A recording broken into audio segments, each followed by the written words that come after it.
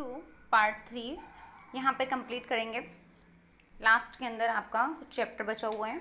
Brazil के एक प्रयोग। ब्राज़ील के अंदर क्या था कि एक शहर था बेटे, आपके पोर्तो एग्ले नाम का एक शहर था, और यहाँ के नागरिकों की सक्रिय भागीदारी के लिए वे हर नागरिकों को शामिल करना चाहते थे। उन्होंने लोकतंत्र का एक विलक्षण प्रयोग किया था, यानी उन्होंने विकेंद्रीकरण का लिए एक प्रयोग करके देखा।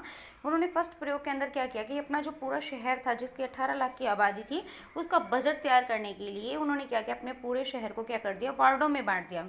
क्लियर है। और प्रत्येक जो वार्ड है को क्या किया, आगे उन्होंने क्या किया, जो प्रत्येक जो क्षेत्र उप क्षेत्र में बांटा था वहाँ पर उन्होंने बैठक की, और बैठक करके जैसे कि एक गांव के अंदर ग्राम सभा करते हैं, सभी नागरिकों ने भाग लिया और सबने जो है अपनी अपनी महत्वपूर्ण जो बातें थी या मुद्दे थी वो सारे के सारे क्या रखे, उन लोगों के सामने रखें। फिर उसके बाद में प्रत्येक जो उप क्षेत्र था उसने अपनी जो राय थी उसको क्या कहाँ भेज दिया, नगर पालिका में भेज दिया। क्लियर है।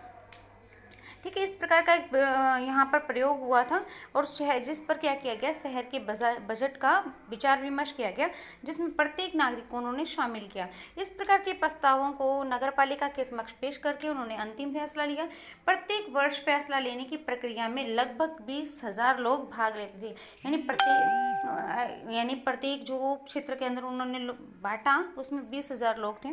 इस तरीके से को अपनाने से यह सुनिश्चित हो गया कि जो बजट जो बन रहा है उसमें केवल धनवान लोगों के लिए नहीं बन रहा, धनवान लोगों की बस्तियों पर खर्च नहीं किया जाएगा। अब जो निर्धन लोग हैं उन्होंने भी अपनी राय दी है, तो उनके यहाँ तक बसें जाती आती हैं और उनके लिए भी पुण्य निवास के क्या किए गए, इंतजाम किए गए हैं। झुग्गी झोंपड़ी वाले अब कह रहे बेघर नहीं रहे हैं। क्लियर है। आगे हम निकलते हैं, खोजबीन पर निकले हम। इसके अंदर देखिए क्या है कि आपके शहर और गांव में स्थानीय सरकार का पता लगाएं। तो बिल्कुल आपके गांव में, जैसे मैं मेरे गांव बसई की बात करूं तो यहाँ पर एक स्थानीय स्वशासन सरकार है, यानी पंच और सरपंच है। ठीक है। यदि आपके गाँव में रहते हैं तो निम्नलिखित में से कि नाम पता करें कि आपका सरपंच कौन है, आपका पंच कौन है, पंचायत समिति के सदस्य कौन है, जिला परिषद का अध्यक्ष कौन है। ये सब चीज़ें जो हैं आप वो अपनी नॉलेज के लिए इन सब चीज़ों का पता लगाएं, क्योंकि जब हम ऐसा सामाजिक पढ़ रहे हैं तो हमें आस पास क्या हो रहा है उन सब चीज़ों के बारे में पता होना चाहिए। जैसे आप किसी शहर में रहते हैं, मान लीजिए महेंद्रगढ़ में रहते हैं, तो मैं क्या वहाँ पे नगर पालिका प्रमुख कौन है, ठीक है, तो और उसका बजट कितना आता है, ठीक है, और वो कहाँ किन अपना बजट किन किन चीज़ों के लिए खर्च कर रहा है, ये सब चीज़ों के बारे में डिस्कस कर सकते हैं। ये हमारे सोशल मुद्दे की बातें हैं।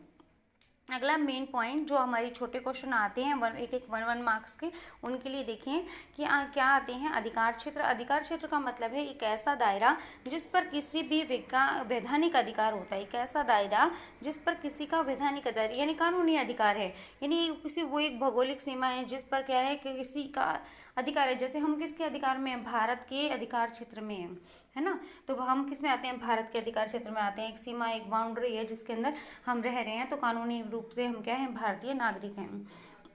अगला आता है गठबंधन सरकार। क्या होती है, जब एक या एक से अधिक राजनीतिक पार्टियां जो हैं मिलकर सरकार बनाती हैं, ठीक है, तो उसको हम क्या कहते हैं, गठबंधन सरकार कहते हैं।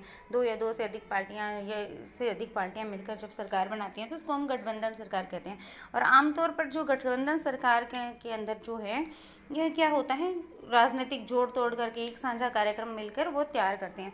ठीक है। तो ये यहाँ पर आपका चैप्टर जो है मैंने पूरा अच्छे से पढ़ाने की कोशिश की, तो आपको इसको अच्छे से पढ़ें और उसको सुने। अगर कोई उसके बाद में इसके क्वेश्चन आंसर करें, और फिर कोई समस्या है तो बेटा उसके लिए प्लीज़ मेरे से डिस्कस करें। Thank you.